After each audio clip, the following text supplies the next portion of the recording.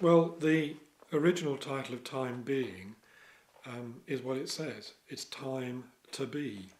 It's a time that is dedicated, whether it be 45 minutes, as in the case of the stroke programme, or it could be up to 2 hours with some of the other programmes we run. It's time dedicated to the person or the group, and we encourage there to be no interruption, so that whatever is going on can be focused on by the group or the individual participant.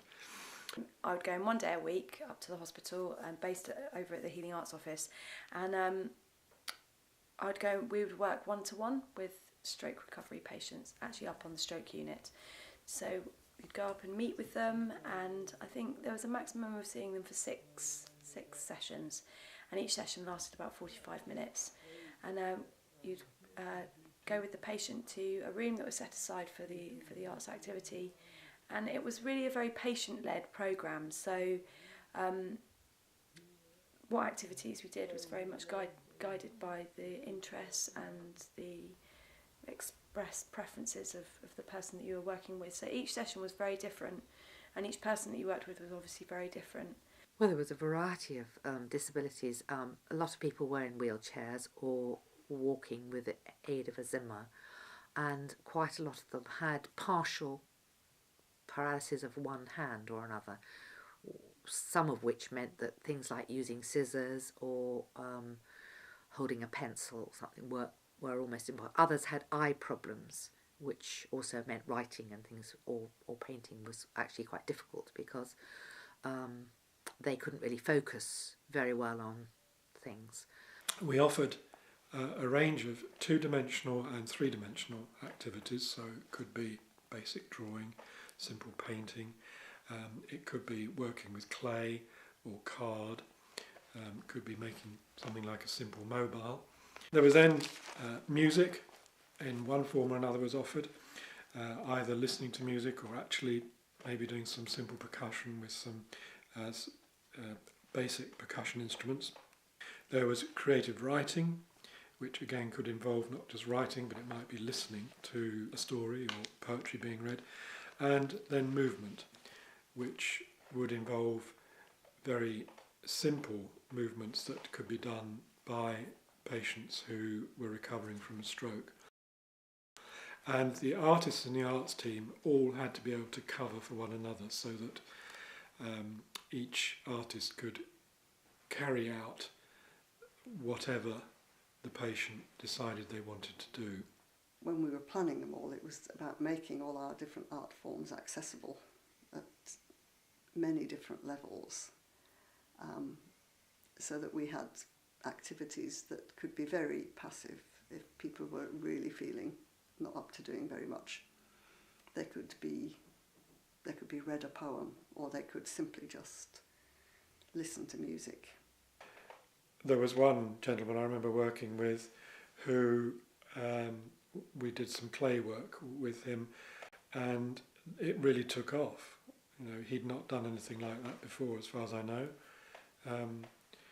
and I was amazed at the way in which he, first of all, physically was able to manipulate the clay because his stroke had affected his the muscles in one of his hands, but he was very determined.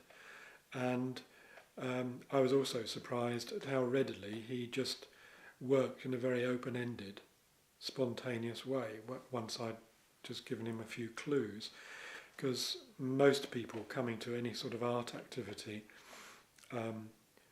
are inhibited by the whole notion of, oh gosh, I can't do it, or if I do it, it won't be right, or it won't be good enough.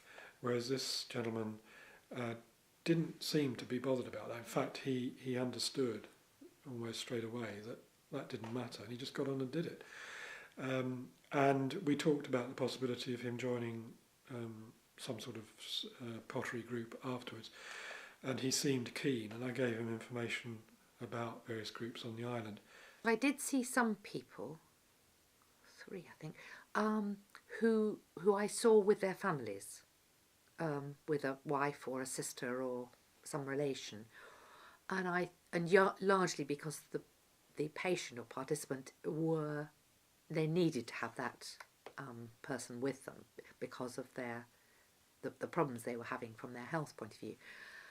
And I think perhaps that was really helpful to the family member to realise that although their partners or whatever they were, or sisters, were disabled from as a result of the stroke, that in a way one was offering something that they could continue after they left hospital, so they would actually be able to sort of say, do you remember when we did this in hospital, we cut these things out, we made this, we looked at doing that.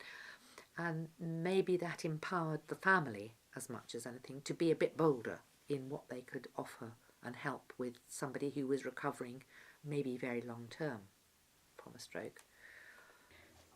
As much, I think the staff from the stroke unit were wonderful, but it's still a hospital, and people have been removed from everything they know from their home and their life and the people and the things that are around them, and I think that is just really tough. I would say a lot of them probably did enjoy it, because I think especially if you with the hospital regime starts quite early in the morning, you possibly don't sleep very well at night because of sharing a ward. And then your visiting time is actually quite curtailed. That actually it's quite nice to have a bit of variety. So that's sort of one end of the scale. And I think to the other end of the scale, people actually found a voice for themselves and actually were able to make choices which were really, really positive and powerful events in their lives. I think some of them would have gained a huge amount of value from it. So that you've got that whole spectrum really of things. I firmly believe that the arts have a colossal amount to offer those who are wanting to have a go, whether they've got any experience or not. So yeah, I think there should be much more provision available than is currently the case. It tends to be rather ad hoc, funded for short-term, on short-term funding arrangements, so that groups get going and then the funding stops and everybody feels let down. And I think it's still good that at least happens, but it's very sad that programmes are quite often not really sustained because they're not a priority. We're still very locked into the whole medical model of treating people.